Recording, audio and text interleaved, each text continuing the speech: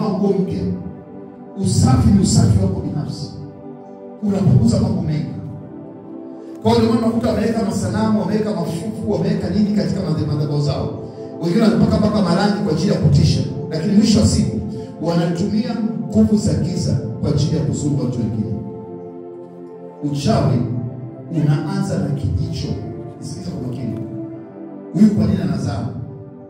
Mimi kwa nini sizai? Huyu kwa nini anaolewa? Mimi kwa nini siolewi? Kwa nini wana pesa, mimi sina pesa? Kijicho, wivu. Huo unaanza hapo. Kwa mambo mengi ya kichawi yanaanzia katika hatua hizo. Kwa kijicho kinaanza, mwanzo anaweza kukupiga, anakuta uwezo, anakutafutia ubaya, anakuta umeshindwa, baadaye anaenda kutumia uchawi ili kukumaliza kabisa. Kwa uchawi ni kutumia nguvu za giza za shetani kwa ajili ya kuzuru mtu mwingine. Ndio maana hatua ya kwanza, mtu ambaye ni mchawi duniani ni mtu anamchukia ndugu yake. Narudia tena. Mchawi wa kwanza duniani ni mtu ambaye hana upendo. Ndio uchawi unaanza. Huyo mchawi mdogo anapoenda kuanza kutumia madhabahu za giza au nguvu za giza, anaanza kuingia katika uchawi mkubwa mpaka baadaye anakuwa mchawi mtaalamu. Sasa nisikize kwa makini, naingia ndani zaidi. Siku moja katika mkutano mmoja, babangu kiongozi mmoja wa kiroho alituelezea, na ilikuwa ni ushuhuda mkubwa sana. Mtumishi mmoja wa Mungu alikuja mahali katika mkutano wa nje, wakaita watu wengi sana, mkutano mkubwa.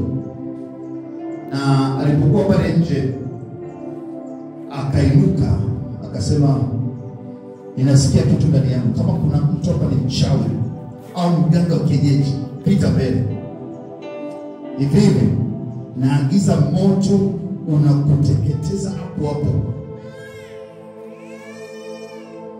Jamaa wakakausha, wakaamua kukaa kwenye viti bado, kwa sababu kuna wengine walikuwa wamezaliwa wachawi, wengine walikuwa wanafuga majini, wengine walikuwa kutoka kwenye mkutano wa waganga wa kienyeji, na waganga wa kienyeji walikuwa wameshakasirika wale mkutano, kwa walikuwa hawataki. Kwa hiyo baadaye akasema tuombe. Alipoinua mkono, wale watu wote wakasikia nguvu zinaisha, akasema kama unaona nguvu zinaisha, pita mbele. Wakapita. Akamchukua mama mmoja, akamwambia, mama, niambie wewe ni wa kundi gani la wachawi? Ndio watu wakaanza kujua kumbe wachawi sio wa aina moja. Yaani mchawi huyu na huyu wanaweza wote ni wachawi na wajuani. Kwa sababu kuna uchawi wa aina 5. Sikiza kwa makini. Kuna uchawi wa aina 5. Kuna uchawi ambapo wanakutania kwenye mti porini. Kwa usiku kisikia watu wanapaa, wanachukua vitu kwenye nyumba, wanaingia kwenye nyumba, wanachukua vitu, wanaenda kukutana porini kwenye mti. Kuna miti porini ambayo inaficha uchawi. Kwa wale ambao wanakutania porini au katika hapa Zuzu, kuna miti ambayo watu wanakutana usiku kwa ajili ya uchawi. Na ukitaka kuelewa, kamuulize mzee mwenye mashine, atakwambia. Pale pembeni yake palikuwa na mti ambao ulikuwa ni mchawi, mti wa uchawi kwa chini kule nyuma ya nyumba yake kule. Walikuwa wanakutania usiku. Kwa bahati mbaya wakataka kumloga na yeye. Sasa na yeye uchawi wake sio aina hiyo. Ndio maana kwenye mazingira ya Wagogo, ukienda kwa mganga anakupa kibuyu uweke nje ya nyumba, usio asikuloga. Kwa sababu ina ile uchawi sio kwenda porini.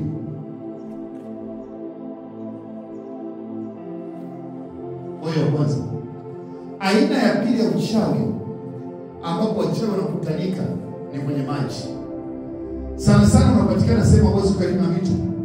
Lakini hata sisi ambao tunakaa karibu na maji huko chini, jua kuna majini na mapepo ambayo yanapenda maji. Wanapenda kukaa kwenye sehemu zenye mito, wanakaa sehemu zenye bahari. Ndio kusikia Dar es Salaam chini Makata, majini mbalimbali. Maana uchawi unaongozwa na majini na mapepo na mashetani. Mashetani ni majini ambao ni malaika wa giza. Lakini kuna kuwa na mapepo kwa ajili ya kubadilisha tabia za watu, kwa sababu kazi ya pepo ni kutengeneza njia kwa ajili ya majini kufanya kazi. Sasa Mungu anakutisha ili kuelewa. Kwa lengo kubwa hiyo ni aina ya 3. Nimekwambia kwanza kwanza porini msituni wanakuwa na miti hata huko. Pale nikata mti fulani, wazee wakaniambia hapa inabidi tuweke ambiko kwanza. Nikata mti vipi unakwenda na maji?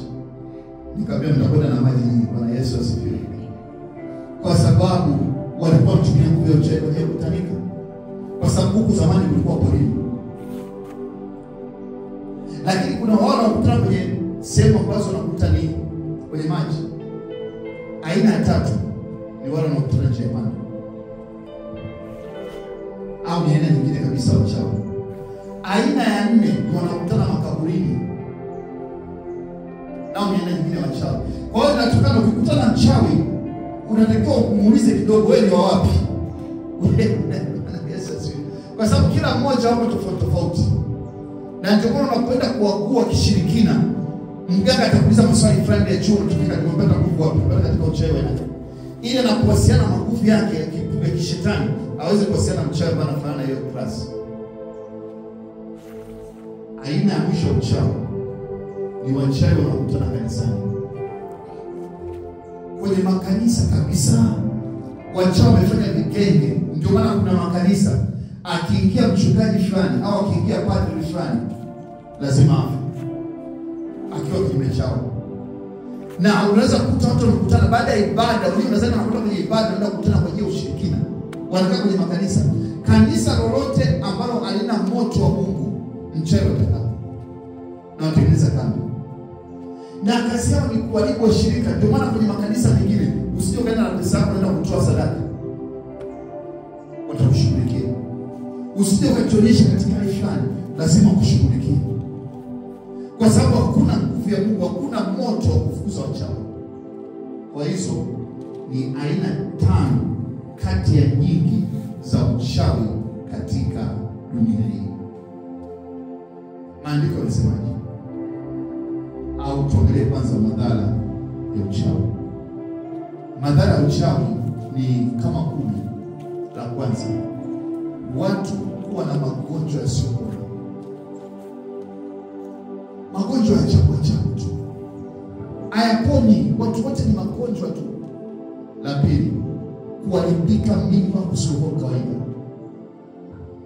La tatu, watu kutokuwa na maendeleo. Kuna watu wa Kigoma, wachawi Kigoma, ukianza kupata maendeleo lazima kushughulikie. Na ndio uchawi wa Kiafrika, baada ya kukusaidia ili uweze kuwa tajiri, wewe unakushughulikia kwa kumaliza. Uchawi wa kuondoa maendeleo katika maisha ya watu. Jambo la 4, uchawi unapumbaza akili.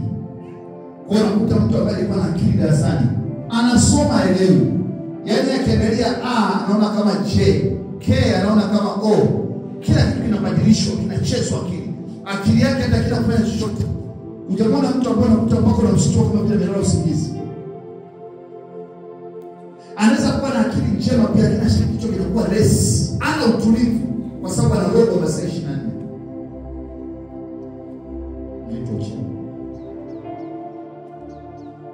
Jambo la 6, madhara ya uchawi ni kumwaga damu. Kuna mahali usipokaa sawa, lazima gari ianguke, lazima pikipiki zigongane ili damu imwage. Jambo la 8, madhara ya uchawi, kuiba nyota. Huko ndani inawezekana kuna watu walikuwa madaktari, kuna watu walikuwa maengineer, kuna watu walikuwa ni wakaguzi au watu aina fulani, lakini nyota ikafanya nini? Ikaibiwa. Kwa mabaki masomo. Wanaiba nyota, wanapeleka wapi? Wanapeleka kwenye madhabahu za kichawi. Kwa ajili ya nini? Akija mtu kutaka biashara iende vizuri, unampa nyota. Kwa nyota yako inafanywa kazi.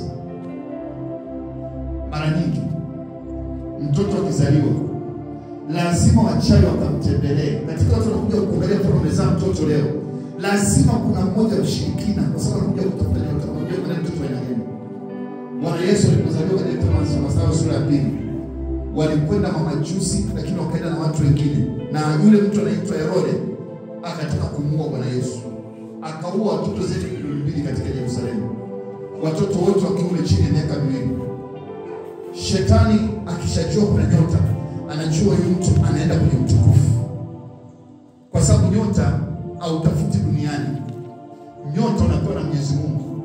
Ndio maana kuna mtu amesoma shule yote duniani, amekuwa mpaka profesa, anajisoma, ana kila kitu, lakini anakuwa bila tumekaa upande. Lakini kuna mtu ambaye hata shule hajui kuandika hata A, lakini ana mabilioni na ni tajiri. Ina maana hakuna uhusiano kati ya kusoma na utajiri. Hakuna uhusiano. Kinachokupa utajiri au maskini nyota yako. Una nyota ina gani? Na ndio maana ukishaibiwa nyota, huwezi kwenda popote. Kwa sababu kazi ya kuiba nyota ni kuharibu hatima za watu. Madhara mengine ya uchawi. Namba 9.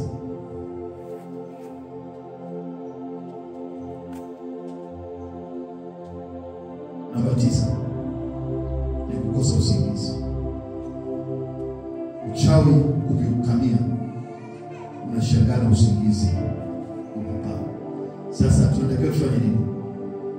La kwanza, kitabu cha Walawi ambao tumesoma leo, sura ya 20 mstari wa 27. Hebu tuangalie nasemaje.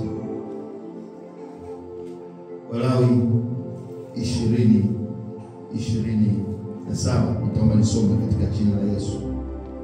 Anasema tena, sikiza kwa makini. Mtu mume au mke, sikiza kwa makini. Mtu mume au mke aliye na pepo, aliye na, kwa sababu uchawi unaweza kuwa ni mganga mwenyewe ndio kigango, maana yake una pepo mwenyewe. Au aliye mchawi, maana yake wewe sio kazi yako ni kuroga, sio mganga. Hakika atauawa. Watawapiga kwa mawe, damu yao itakuwa juu yao. Ukimua mtu mwenye mapepo ya waguzi au mchawi, ndio Mungu ataka hivyo. Kwa mchawi hataki kuishi. Kwa tunasemaje? Sio tunataka tuoe wachawi. Tunampa nafasi ya kutubu. Kama hataki kuacha uchawi wake, anaondoka, tunamzika. Kwa sababu Mungu ameshasema mchawi hawezi kuishi. Kwa leo tunaenda kukanga katika jina la Yesu. Tunaenda kutimua mapando yote ya shetani ndani ya mtu yote. Tunavuruga leo katika jina la Yesu. Haleluya. Na Mungu aliwazuia na Waisraeli kuabudu uchawi. Kitabu cha Mambo ya Walawi au Walawi sura 19 mstari wa 31. Sikiliza. Anasema, msiwaendee wenye pepo. Kwa kama mwahi kwenda kwa waganga, pendwa katika Bwana, inabidi leo utambue, vinginevyo umeenda kupata mapepo na wewe. Anasema msiwaendee wenye pepo wala wachawi. Wenye pepo manake ni waganga, wanagangua, wanaangua. Ndio maana wenye pepo. Mchawi ni mtu ambaye anakuja kuroga. Yaani wewe nikwambie, mwenye pepo anatoa uchawi, mchawi anakuja kuchomeka madudu. Ndio vitu viwili. Mganga kazi yake ni kuagua, kutoa uchawi. Mchawi kazi yake ni kuroga. Kwa sababu kuna wengine wana vitu viwili. Anawaroga watu ili aje kuague mwenyewe. Bwana Yesu asifiwe. Sikiliza,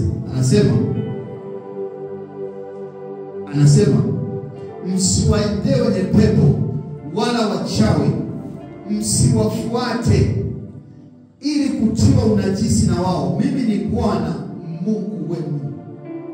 Kwa cha kwanza nimekwambia tunaenda kuwa mchawi. Cha pili, kama umewahi kwenda kwa wenye pepo, waganga, kienyeji au kwa wachawi, maana kitu chako kwa kule, ikitokea nguvu zimeisha, anakugeuza mzimu, anakupiga vizuri. Jambo la tatu, kitabu cha Samueli wa kwanza sura ya 15 mstari wa 23. Samueli wa kwanza sura ya 15 mstari wa 23. Mungu nisome katika jina la Yesu. Anasema Samueli wa kwanza sura ya 15 mstari wa 23. Tasoma katika jina la Yesu. Kwani kuasi ni kama dhambi ya uchawi, na ukaidi ni kama ukafiri na vinyago. Mtu yoyote aliye na kiburi ana tofauti na mchawi. Maana yake kwamba mapepo yanapenda mtu kama huyu, na mapepo yanapenda mtu ambaye ni mjeuri na mkaidi. Kwa kama una hiyo kitu, mpendwa katika Bwana, leo kinapaswa kuweza kuondoka. Nikimalizia mistari michache, tunataka kufanya nini sasa? Kitabu cha Mika sura ya 5 mstari ule wa 12. Mika sura ya 5 mstari wa 12. Mika sura ya 5 mstari wa 12. Nasoma katika jina la Yesu. Anasema, nami nitakatilia mbali uchawi, usiwe mikononi mwako, wala utakuwa tena na watu wenye kutabana, wanaenda kutambika na kuabudu miungu mingine. Mungu anachukia uchawi.